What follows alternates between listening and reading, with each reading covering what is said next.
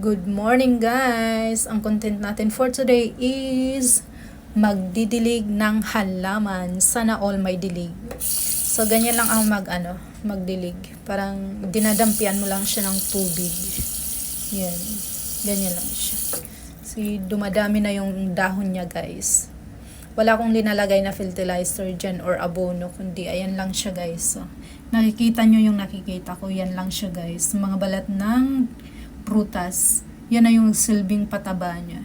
Take a look at that. Ayan na. May bagong sibol. May bagong dahon na tumutubo. Ang ganda. Tapos yan naman yung artificial flowers. Pero ito talaga yung maganda. Green na green. Dati kasi ginawa ko lang siya dito. Oh. 2 dahon lang siya. Dito ko siya. Oh no.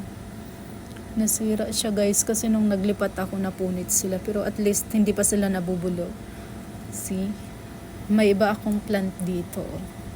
I think I need to lipat na this one to another pot para dumami din.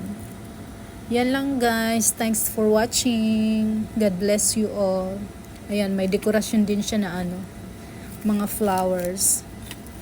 Pero maganda talaga ito kasi green na green. Ito ang tunay. Thank you so much guys. Bye.